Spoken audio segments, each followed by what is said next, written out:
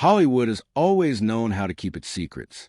Behind the golden glow of premiere nights, the carefully rehearsed smiles at award ceremonies, and the manufactured mythology of studio publicity machines, there existed a shadow world that the public was never meant to see. For decades, that shadow world remained exactly where the studios wanted it, buried beneath contracts, silence agreements, and the sheer weight of cultural adoration.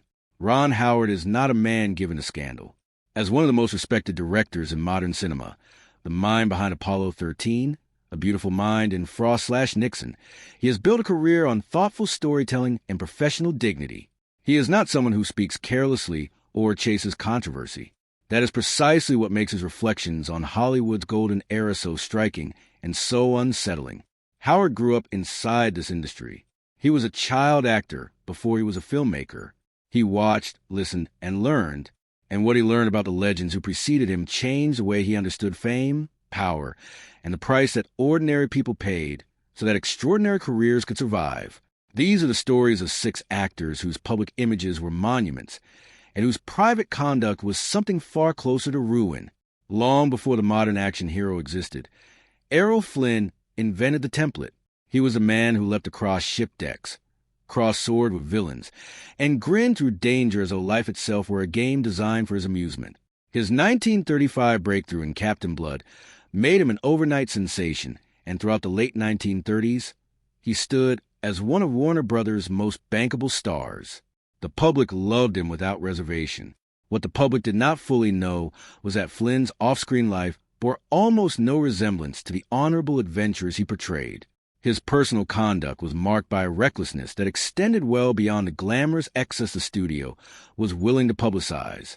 In 1942, 2 teenage girls, Peggy Sadlerly and Betty Hansen, came forward with accusations of statutory rape against Flynn.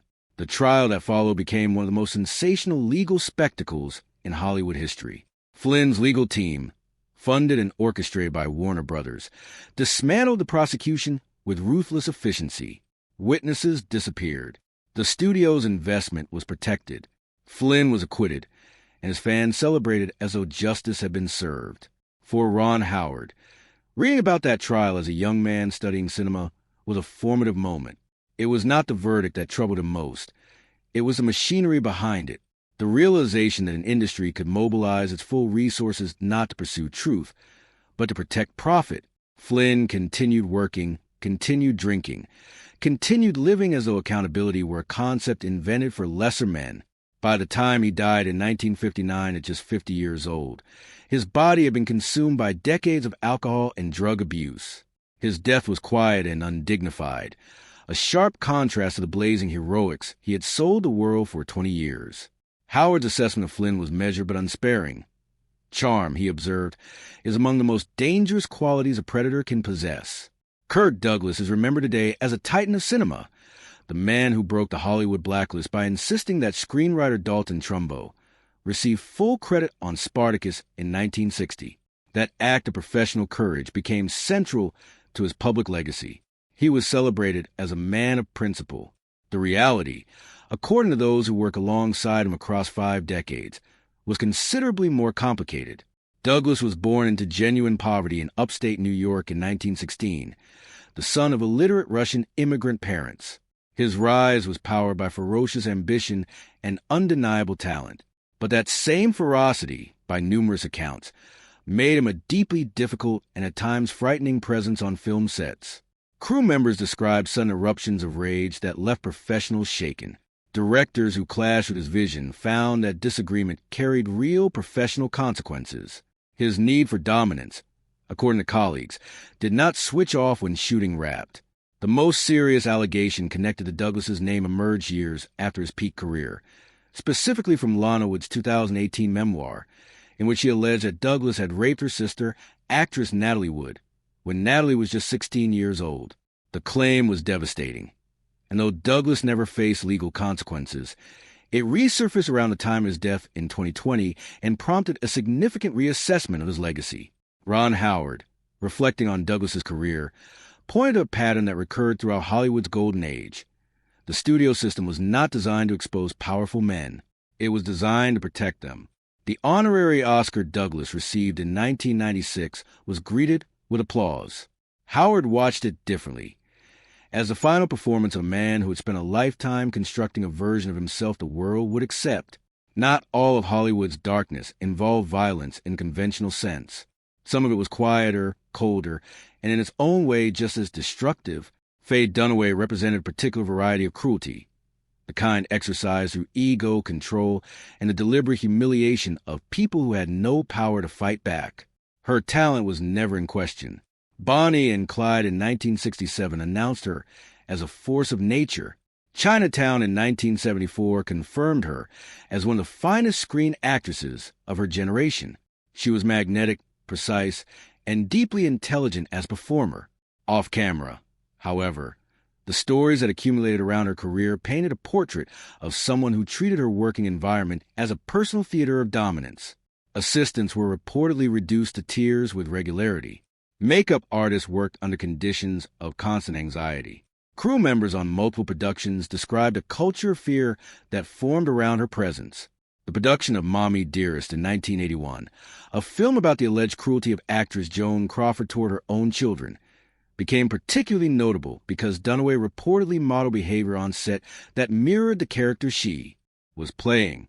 The irony was not lost on those who witnessed it. Director Frank Perry was said to have come close to abandoning the film entirely. Her behavior on subsequent productions, including The Wicked Lady and Don Juan DeMarco, generated similar accounts.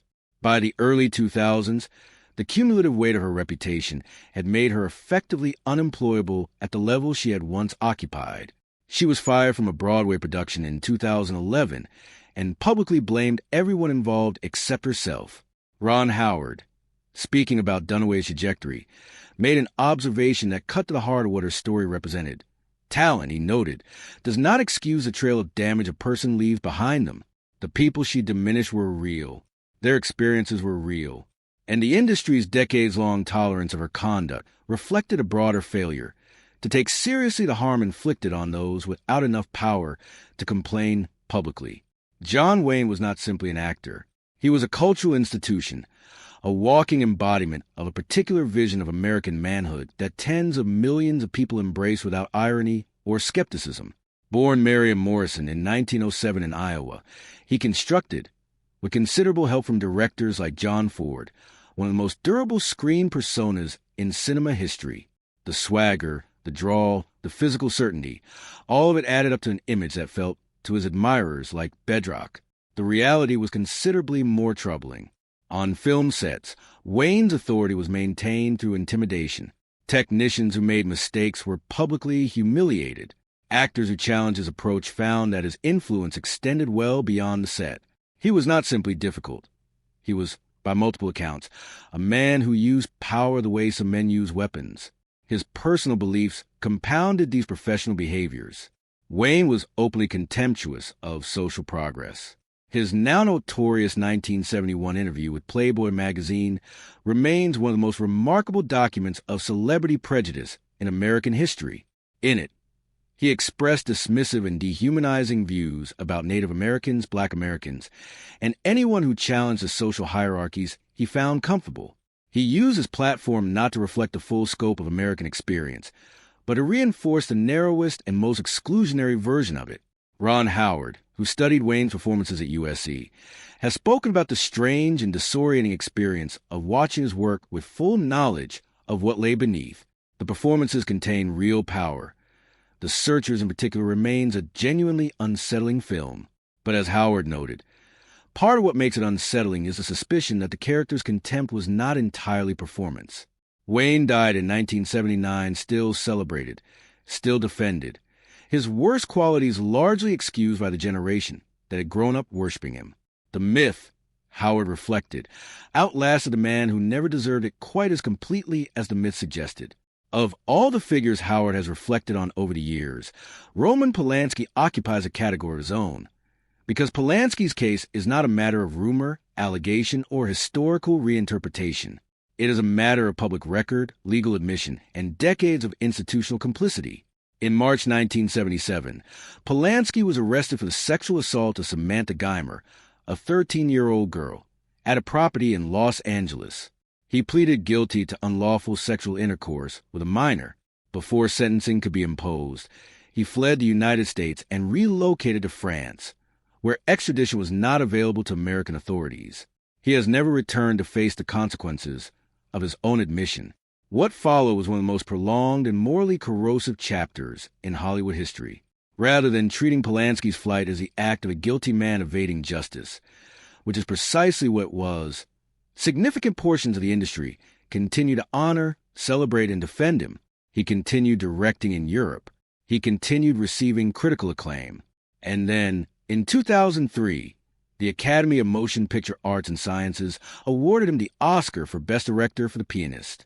The audience in Hollywood rose to applaud a man who had pleaded guilty to the rape of a child and spent 26 years avoiding the legal consequences of that admission. Ron Howard did not stand. He has spoken about that moment with barely concealed fury.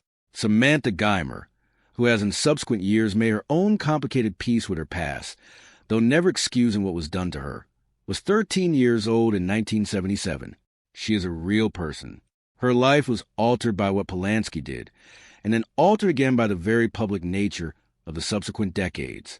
The industry's willingness to separate Polanski's conduct from his art was not a nuanced position. It was a choice to prioritize the comfort of powerful people over the dignity of a victim. Howard has been unambiguous about that. Genius, he has said, does not function as a moral credit system.